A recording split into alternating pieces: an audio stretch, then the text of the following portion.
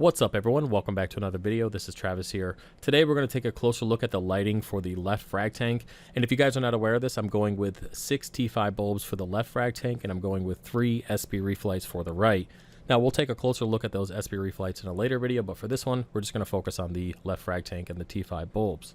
Alright, let's go ahead and do the unboxing on this retrofit kit. Now this is the basic T5 retrofit kit off bulkreefsupply.com. It is the 54 watt 48 inch setup and allows you to have 2 bulbs. Now this is not the dimmable version, and you guys will see why I went with this version when we wire everything up over the tank. Now it's pretty basic. It comes with a ballast, all the connectors for the 2 bulbs, and of course all the wiring. It's a very easy kit to put together. It was a little intimidating when I first started. The very first one I set up, I was like, the wiring didn't make any sense, but I'm going to break it down in here in this video so you guys can definitely put this together without having any issues. Now I will be combining this retrofit kit with the other 2 that I had over the system previously. I will just install this one and then do a quick fast forward of showing you all 3 of them connected to the light board, and then we'll get into the types of bulbs that I have, and then finally you will see it over the frag tank. Now the first thing I do when I start installing one of these kits is determine where the lights are going to go, kind of how they're going to be spaced out before I do anything else. This just kind of ensures that everything's going to line up with the wiring and you won't have any oops mistakes and have to figure out all the wiring over again. Now what I like to do is just go ahead and take a T5 bulb. I'm just using one of the old Coral Plus bulbs that I had over the system before. It's not one of the new ones. I am going to use one of them out of the 4 for this setup, but I have 3 of them just kind of sitting around. Now what I'm going to do is just go ahead and connect the bulb as if it was going to be running, put it into the end connectors there, and then slide it into place, determining how far apart the boards need to be and kind of where they're going to sit on the light board itself. Now in my situation, I have to plan for having 6 of these bulbs on this light board. So I do have a little bit of OCD when it comes to this kind of stuff, so I'm simply going to go ahead and make some measurements, mark it on the board, and then go ahead and drill those light clamps in place. Now of course I had to do this on both sides of the light board, making sure everything lined up correctly, and that's really where I spent the majority of my time in this build, just making sure that the bulbs were spaced out correctly and that there wasn't any twisting or anything like that that might cause damage or wouldn't allow a good connection on the bulb. Now if you take a closer look at the top of these light clips, there's a thick piece of plastic and a thin piece of plastic. Now it's hard to tell in this video, but the thin is actually facing out of the light board, and in my case, because there's only so much room in this light board, I have to have it facing this way to make sure that the lights will actually clip into place. Now I have installed these before where the thin piece was actually facing in, and I really didn't find any difference in how it clipped or how it performed. But I will say, and I will get into it a little bit later, you just need to make sure that the lights themselves clip in correctly, and you don't have to worry about them falling out, because that's really the big issue at the end of the day, is making sure that those clip in correctly. So you guys might have noticed that I installed these 2 light bulbs as far away from each other as I could. Now the reason for that is I'm going to go ahead and use this ballast to control the blues on the system. Now there is one more other blue bulb within the system, but basically first thing in the morning these 2 bulbs are going to kick on before all the other 4, and then that will imitate the blue or AK ramping of the lights first thing in the morning. Once the clips are in place, let's go ahead and flip the board around and we'll go ahead and install the first ballast. Now there are 3 boards there, which I will install all 3 of the ballasts. You don't have to install yours on top of the light fixture. I just found that it was easier to wire that way, and you can kind of contain everything so it's not, you know, ugly looking or whatever. But if you want to go ahead and install your ballasts on the side of the tank stand, by all means go ahead. Just make sure you keep it away from any kind of water.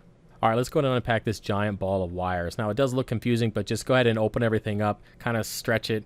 They are pretty stiff wires, but just kind of open everything up. You will find an additional yellow wire within that. Just set that to the side because you're going to use that to connect the bulbs later on. The last wire here is of course the plug. Just go ahead and break the zip tie. You're going to have a green, a white, and a black wire, and those represent the ground, neutral, and live wires. Now when it comes to wiring this ballast, the first thing I do is just hook up the power supply. That is the simplest. It is the only 3 wires. Basically plug them into the designated holes. Now if you do accidentally put the wire in the wrong hole, just go ahead and push down on that little square that's above it and it will release the wire. Now I did put the picture of the diagram up here, and it will be up for the remainder of the wiring portion of this video, just so you guys have a reference and you know what I'm talking about. Alright, let's go ahead and move on to connecting the bulbs themselves. The first thing I like to do is go ahead and get the wiring harness in place. Now in my case, I definitely have too much wire here, so I'm going to go ahead and cut it, strip them real quick, and then put them in the designated slots. Now when it comes to wiring this, you're going to simply take the 2 blues, put them next to each other, the 2 yellows, and then the 2 reds. Again, if you put the wire in the wrong slot, go ahead and hit that little square, take it out, and put it in the correct one. Once that was done, I went ahead and zip tied the ballast to the board there, and then we could start wiring to the end caps.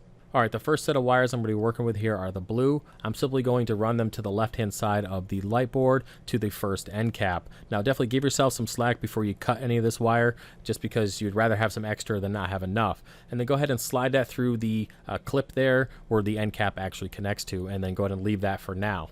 The next set of wires I'm going to be running are the red. Now we're going to run them to the left-hand side of the board as well, but we're going to run them all the way over to the other end cap. Again, give yourself some slack, and then also anticipate wire management as well, so you don't want to have them cutting across the board, just kind of have them running around the outside where you can zip tie them in place later.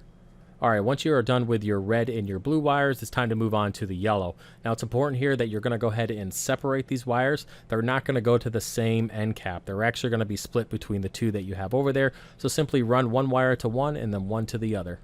Once you finish that, go ahead and cut off the excess wire, giving yourself some slack for cable management and the end caps.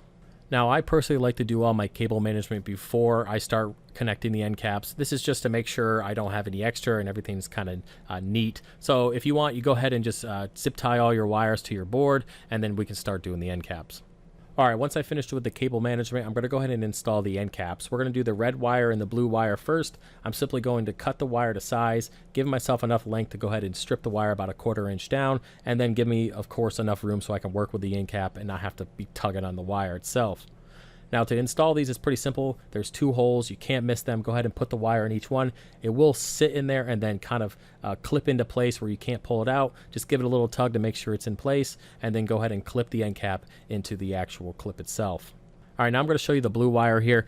Simply, again, cut it and then strip it, and then go ahead and put it inside the cap. Now, you'll notice with the caps that there are 2 little holes inside of it where the wire actually fits in, and if you ever need to take the wire out, you're gonna have to use like a paper clip or a very small nail to put into that hole to move the clip that's within it backwards so you can pull the wire out. I hope that makes sense. Once you guys see how the wire clips in there in person, you'll definitely understand what I'm talking about. All right, once that's done, let's go to move over to wiring the yellow caps. It's the same process. Basically, you're going to take the one wire that you brought from the ballast, connect it to one side of each of the end caps itself, and then that extra wire I showed you guys in the beginning, that yellow wire, you're going to go ahead and connect both of those end caps together via that wire. Now, in my case, the wire wasn't long enough, so I had to go ahead and use some of the spare that I cut off originally, and then you're just simply going to connect those 2 end caps together and then put them in place. Now, if you guys are confused about what I'm talking about, check out the diagram on the video here where it says yellow wire on the right-hand side. It's basically just jumping those 2 clips together. That's all it's doing, because you have the ballast that's feeding the power to both of those bulbs, and then you're simply jumping those 2 together and connecting it. Again, check out the diagram to better understand what I'm talking about. And that's pretty much it when it comes to wiring the ballasts. Once that's done, you're going to go ahead and move on to the reflectors. Go ahead and take off the plastic, and then you're going to grab these white clips. There's going to be 2 per reflector. It's going to come with a screw and a nut, and then you're going to go ahead and put them in place. Now, it does help to go ahead and bend the clip just to get your finger in there or a screwdriver so you can put them in place. Now, once you finish that, you can go ahead and test to make sure that everything works. Now, in my case, I'm going to go ahead and put the reflectors on there for the sake of the test, but you obviously don't have to. Now, to connect these bulbs, you're simply going to take the end cap, slide it over the bulb, clip it in place, and then screw that end cap on to make sure everything stays nice and snug. Once you've done that, go ahead and plug everything in, and it should turn on without any issues. Now, for whatever reason, if it doesn't turn on, just unplug the system, double check all the wires and make sure they're snug, or go over the diagram just to make sure everything is hooked up correctly. As you guys can see, it turned on without any issues. I am using the Coral Plus bulbs just for the sake of the test. Now let's go ahead and move into what the board looks like with all 3 retrofit kits installed. And bam, there you go, all 3 retrofit kits installed on the light bar. Now this is a top view, so it does look kind of sloppy with all the wiring, but once it's installed over the frag tank, you don't see any of the wiring, just the zip ties, and it looks pretty damn good. Now I do want to look at the ballasts here where they are numbered 1, 2, and 3, and that's going to play a role in how we connect them to the apex and what bulbs get connected to what ballasts. I also went ahead and numbered the caps here just for the sake of knowing which cap goes to what ballast, so I can put my bulbs in the appropriate spot. Now, speaking of bulbs, let's go ahead and look at what we have for the frag tank and get them on there. Now, when it comes to the bulb selection, I did do quite a bit of research before. This is my first 6 bulb fixture. I've had 4s, 2s, and singles throughout most of the hobby, and then I went to LEDs and been doing that for a while. Now, when it comes to the bulb selection, I got a lot of recommendations. I decided to go with 3 blue plus, 1 purple plus, one Aqua Special, and one Coral Plus. Now I am using the Coral Plus that was on the Frag tank, and it is about a 6-month-old bulb, so I'll probably end up replacing that here in the next couple months, and then go ahead and just continue running those 6 bulbs the way they are. As you guys can see, the lights kind of kicked on in a specific order, and that's what the whole wiring process was about that I talked about earlier. Now, basically how this works is in the morning, the first thing that's going to kick on are the 2 outer lights, which are the blue plus. Those are going to kind of wake up the coral, wake up the fish. About 20 minutes later, the inside blue plus and the purple plus are going to go ahead and kick on and continuing that whole ramping process. And about 10, 15, 20 minutes later, we're going to have the Coral Plus and the Aqua Special kick on, finishing off the 6-bulb fixture. And then at night, it's going to be the opposite. The Coral Plus, the Aqua are going to go ahead and turn off, and then the purple and the blue, and then finally both the blue. So it is a ramping type of thing. We will have to go into the apex and go ahead and set all that up, and I could do that at a later video if you guys want to see that in depth. Now this fixture's been over the tank for about 2.5 weeks, and there's definitely a difference in coloration compared to the LEDs. Now some of you guys have asked me what kind of par am I getting because these T5s are pretty high over the tank.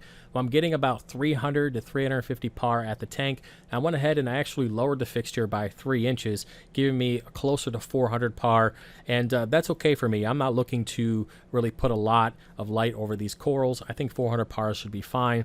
And I've grown SPS on that without any issues. Now, if I do find an acropore that likes a higher par level or another SPS, I'll simply move it over to the LED side of things where I can have a little bit more power over that tank.